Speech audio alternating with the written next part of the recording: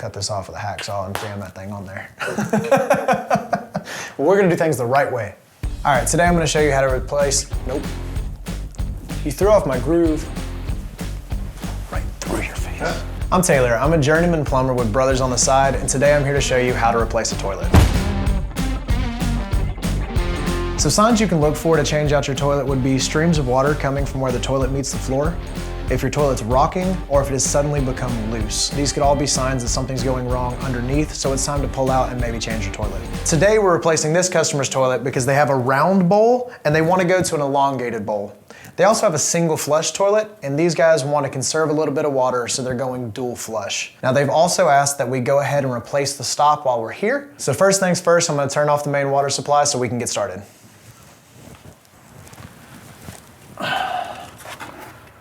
Okay, well, since it's a little cold outside and this is CPVC, I'm afraid it may crack, so I'm actually gonna go turn the main water off at the street. All right, so we found the main water valve. All we've gotta do is get it uncovered. Just turn this straight to the right.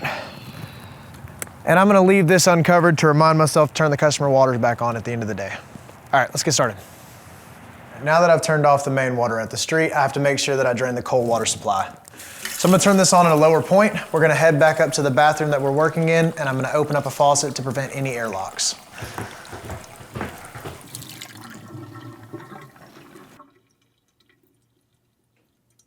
Now that the main water's shut off, we've drained the system and ensured it's no longer on this floor. We just gotta flush and drain this toilet.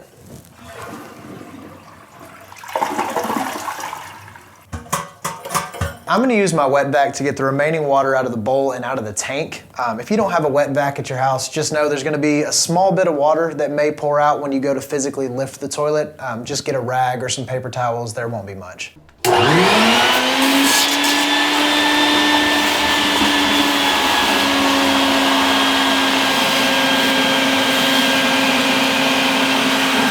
All right, today I'm gonna show you how to replace a toilet stop and supply line. So what I'm gonna do first is go ahead and loosen up and take off this top nut. And now, because it's a 20-year-old house with CPVC, I'm gonna put on my pipe cutters right behind the stop so that I can slowly cut this without adding too much stress to the pipe to avoid any cracking. We've removed the old supply line, so now it's time to remove the toilet. Luckily, this toilet doesn't have any caulking on it, so I won't have to worry about it. If you have a toilet with caulking on it, you're gonna need to run your razor knife down the edges to remove the caulking from the floor. So now I'm just gonna pop off these China caps. And what I'm doing now is removing the flange bolts from either side of the toilet so I can get ready to get it up. And now I just need to lift the toilet out of the way and set it on a piece of cardboard to protect my floors. Looks like my wax ring stuck to the bottom of the toilet. It's okay. If you still have a wax ring on your flange here, just grab a pair of gloves and scrape it right off the flange. All right, so now it's time to put on my new stop. Because we're using a SharkBite Max angle stop, I'm gonna go ahead and get my deburring tool on here to make sure I don't get any nicks or scrapes inside the stop. I've already gone on the website to check the insertion depth. For the 1/2-inch angle stop, it's 1 inch. If you go up in size, it is gonna change your insertion depth, so make sure you go on their website to double check. But I'm gonna mark my insertion depth to ensure that I have a good makeup, and then it's just a push connect after that.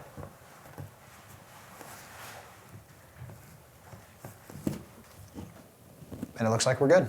So now all I have to do is put on my new wax ring. I want to make sure that the beveled side faces up, the flat side is flat against the flange. So now it's time to install the new toilet. First things first, I got to make sure the tank is on the bowl itself. Now I've got my tank on the bowl, I just need to finish up tightening up these tank bolts. I need to make sure that when they're tight on either side, that my tank doesn't rock back and forth and is sitting nice and level up top. All right, the last thing I'm gonna do before actually sitting this toilet is thread my new supply line onto the tank before it's tied against the wall and in my own way. Now it's important to remember that on the top nut of these supply lines, I wanna go hand tight only. I do not want any tools on the top nut itself. Only the bottom compression gets any tools on it. And now I just need to set the toilet on, ensuring that the flange bolts are going through the holes in the bottom of the toilet. Because once I set this toilet and set the wax ring, have it nice and squished down, secured to the toilet, that is my only shot. If I need to pull it again, I need an entire new wax ring. And I'm pushing it down to make sure it's secure. It makes a good seal, and it's pointing straight forward, not at an awkward angle. So now it's time to secure the toilet to the floor. The order of this is real important because people mess it up. But I need to get my China cap bottom on first, and then my metal washer, and then my nut. I'm gonna get that going on both sides because I want to ensure that I tighten these at the same time or alternating to make sure that I don't over tighten one side and have to overcompensate on the other one, risking cracking or breaking the flange. Because under tightening will make this rock and leak, but over tightening you could crack something and then it's going to leak anyways, and we have to start the process all over again. And because these are wing nuts, I can tighten them about 90% with my hands before I have to get tools on.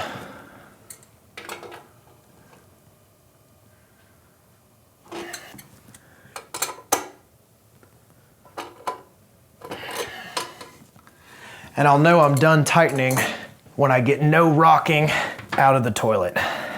So one of the last things before I get the water turned back on is hooking up the supply line to the stop itself.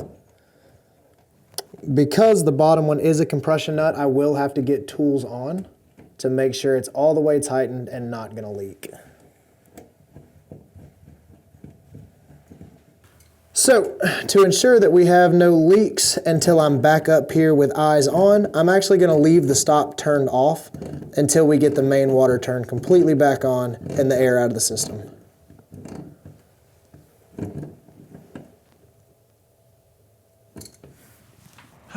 So now I'm gonna slowly turn the water back on. I'll go inside and bleed all the air out of the system, and then we'll start to test our toilet.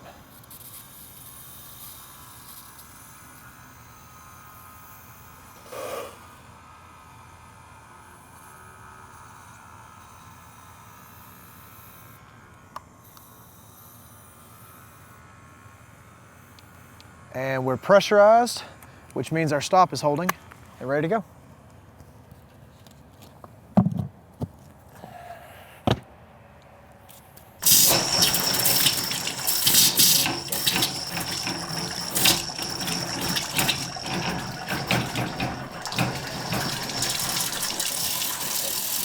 All right, so what I'm looking for when I'm bleeding out the air is I'm looking for this sputtering and spitting to stop. All that is air beating the water out of the end of the faucet. And I just want to have this run smooth. I want the clacking and the clanging of the pipes to stop. And I want no bubbles coming out of the end of my faucet. Which looks like we're there now. All right, so I need to cut on my stop and let my tank fill with water. There's still gonna be a little bit of air that comes out of the system. Don't let that scare you. What I'm looking for here is to make sure we're not leaking from the bottom compression nut or from the nut attached to the tank itself. As my tank's filling, I'm gonna fill below where we tightened our tank nuts to make sure I don't get any drips or leaks out of there.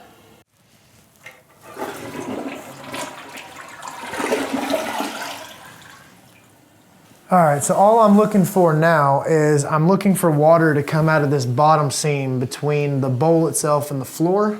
And so far I'm seeing none, but I always want to make sure I flush 3 or 4 times to make sure we're safe.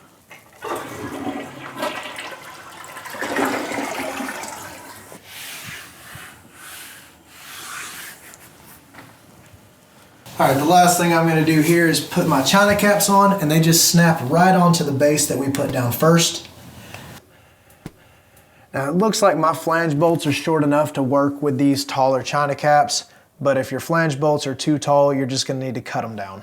So today we took out an old toilet, an old stop, and an old supply line, and we went back with a new toilet, a SharkBite Max stop, and an Eastman supply line. For direct links for products used in today's video, check the description below, and we'll see you next time.